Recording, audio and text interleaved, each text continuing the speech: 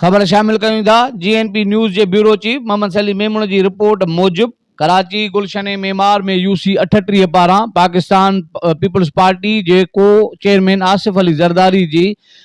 69वीं सालगिरह जो प्रोग्राम ऐं ज़िले उलह जे मुंतखब ज़िले बाडी जे मान में एक शानदार प्रोग्राम UC 11 जे चेयरमैन मोर खान गांचो पारां कोठायो वियो। तकरीब में निसार खोड़ो, सेनेटर वकार महदी, सेनेटर नजमी आलम,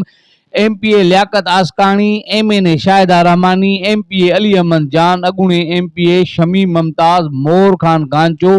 पारां केक काटियो वियो ऐं सदर आसिफ अली ज़रदारी जी वॾी ॼमार ऐं कामिल सिहत लाइ दुआ कई वई। जॾहिं त ज़िले ओलह जे नई चूंडियल बाडी जे सदर आबिद सती, नायब सदर अबू बकर सिद्दीक, जनरल सेक्रेटरी जमील ज़िया, राब्ता सेक्रेटरी अली अकबर काचेलो ऐं सीनियर जियालो मोहम्मद असगर पातनी समेत हज़ारनि जे तइदाद में जियालनि शिरकत कई। उन मौक़े ते निसार खोड़ो ऐं सेनेटर वकार महदी, सेनेटर नजमी आलम जो चवणु हुयो त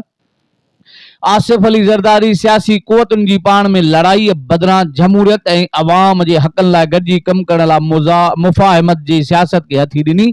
नई आयल ज़िले ओलह जी बाडी खे मुबारकबाद पेश कयां थो। MNA शाहिदा रहमानी, MP अली अहमद जान ऐं आबिद सती, जमील ज़िया ऐं ॿियनि जो चवणु हुयो त शहीद राणी मोहतरमा बेनज़ीर भुट्टो खे जॾहिं शहीद कयो वियो हुयो त तॾहिं पाकिस्तान टुटण जो इम्कान हुयो, मगर आसिफ अली ज़रदारी जी ॾाहप, अकुलमंदी, पाकिस्तान खपे जो नारो हयो ऐं सभ खां वॾो इंतकाम जमहूरियत जो नारो हणी पाकिस्तान जे चइनी सूबनि खे बचायो। पाकिस्तान पीपल्स पार्टी हमेशह गरीब मिसकीन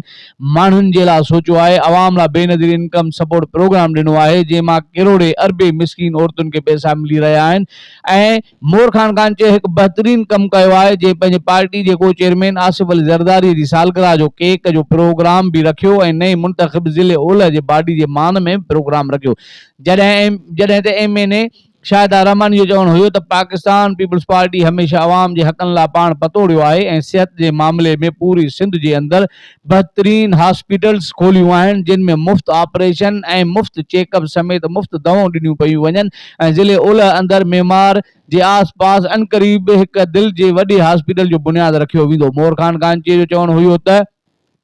सदर आसिफ अली ज़रदारी जी वॾी ॼमार, कामिल सिहत, ख़ुशियुनि ऐं कामयाबियुनि ऐं पाकिस्तान जी तरक़ी लाइ दुआगो आहियां। पाकिस्तान जे सियासी तारीख़ में आसिफ अली ज़रदारी जो नालो हिकु अज़ीम सियासतदाननि में सरफुरसत रहंदो। आसिफ अली ज़रदारी पंहिंजे जियालनि कारकुननि सां गॾोगॾु सियासी मुखालफ़नि लाइ बि सियासत जी दरसगाह आहे ऐं आउं ज़िले ओलह जे नई चूंडिजी आयल बाडीअ खे मुबारकूं पेश कयां थो ऐं हिन प्रोग्राम में आयल सभिनी जियालनि जो शुक्रियो अदा कयां थो।